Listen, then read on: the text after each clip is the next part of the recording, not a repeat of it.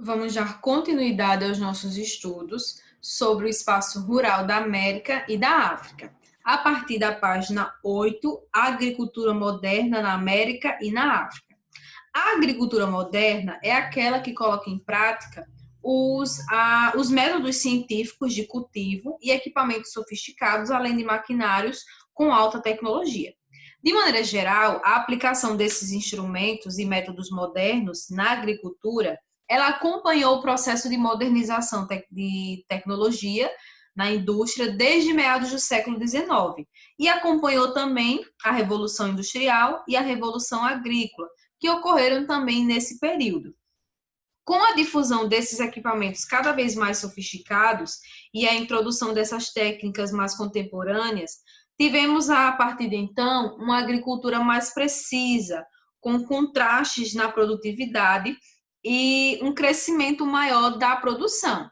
A gente tem um exemplo aqui, que é essa colheita de soja na Califórnia e equipamentos de irrigação no Canadá, que eu acabei finalizando na última aula com essa discussão. Mas nós podemos apontar o uso do GPS e dos computadores na produção, a geoestatística, né, que é esse controle de qualidade através de dados que são chamados de dados georreferenciados, que dizem respeito à apropriação, o uso daquele espaço geográfico pela produção através de dados estatísticos, né, tendo esse controle do processo produtivo usando equipamentos modernos como o GPS e o computador.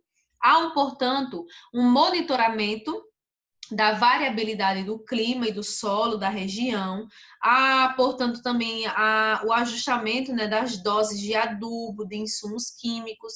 Então, até o uso dos fertilizantes, por exemplo, né, dos adubos, ele é feito de forma controlada com o uso desses equipamentos tecnológicos, de forma a não alterar demais a produção a ponto de prejudicar aquela plantação, de prejudicar aquela produção.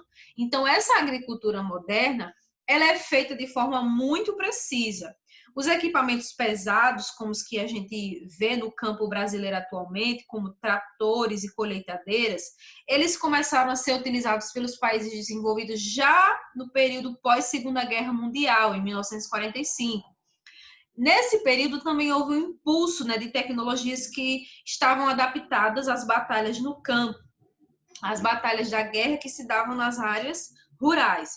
Os produtos químicos, eles são utilizados também para o preparo do solo, para o combate de pragas, e já vinham sendo introduzidos desde o início do século XX, com incentivos dos governos, né, com a própria ajuda governamental.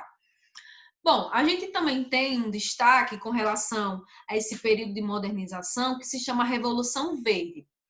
A Revolução Verde, ela aconteceu a partir da década de 40, de 50, num processo de elevação da população mundial e de busca por alternativas para aumentar a produção de alimentos. A gente pode citar o México, né, que em 1950 passa por esse processo de Revolução Verde.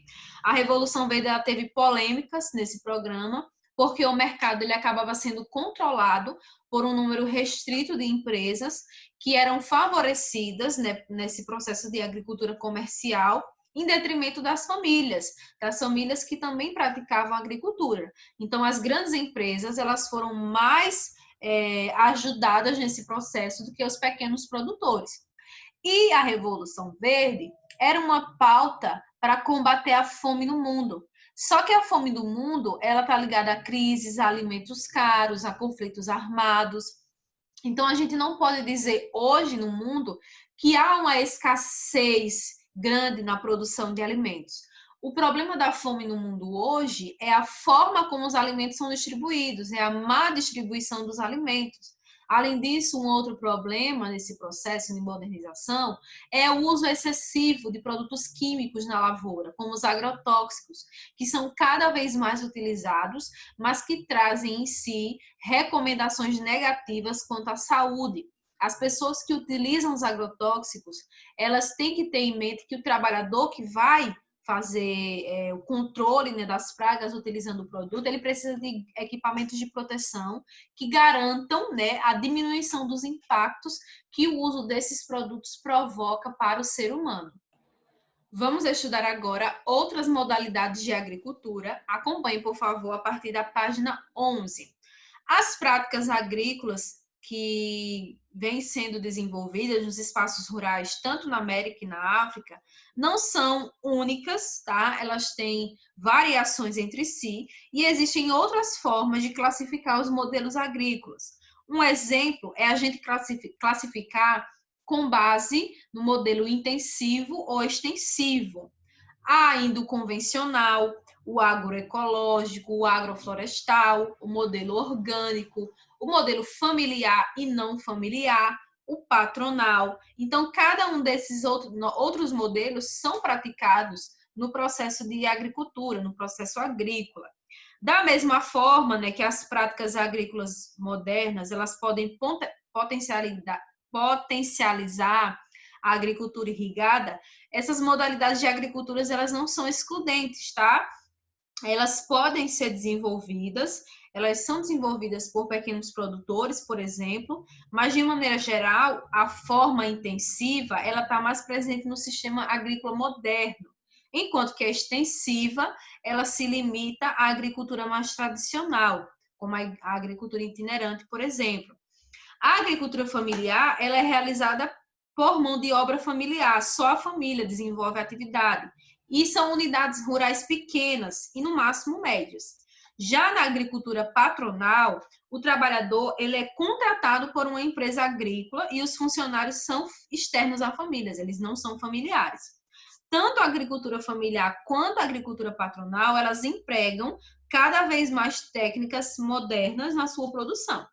Os Estados Unidos, junto com a União Europeia, né, o Brasil também está nesse meio, são destaques, né, como um dos maiores exportadores de produtos agrícolas, como soja, milho, algodão, café e sucos cítricos também. Pecuária e outras atividades de espaço rural, página 12. Bom, nós podemos citar que a pecuária, ela também se dá de forma intensiva e de forma extensiva. No caso da forma intensiva, o gado, ele passa a maior parte do tempo confinado, numa área restrita. A alimentação, ela é bem supervisionada e, às vezes, utiliza-se mais, além do pasto, às vezes se utiliza outros produtos para a alimentação do gado.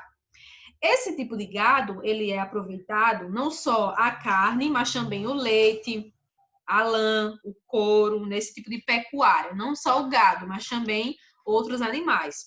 No caso da pecuária extensiva, o gado ele fica solto a maior parte do tempo e ele não fica com uma supervisão constante. Ele tende a ocupar, portanto, áreas maiores. Mas nós podemos dizer que há outras formas de atividades no espaço rural. A madeira para o papel e a celulose, ela é muito produzida pelo Brasil, pelos Estados Unidos e o Canadá, com base também na extração de madeira da floresta boreal ou floresta fria, no caso dos Estados Unidos e do Canadá. Nós também temos a seringueira, que é produzida em países amazônicos como Colômbia, Equador, Brasil, Bolívia, Peru e África Equatorial. Na África Equatorial, a gente tem a floresta do Congo como exemplo. Tem a castanha do Pará, o açaí, a guaraná e alguns produtos afins, que são produzidos pelas florestas tropicais dos dois continentes. E a pesca, que tem destaque no Peru, Chile, Equador, Estados Unidos e Marrocos. Além disso, a gente ainda tem a silvicultura, que é uma prática de reflorestamento, tá? De controle, né, de reflorestamento, mas também de uso, né, dos produtos, né, do extrativismo vegetal de forma controlada, sem haver danos excessivos à floresta.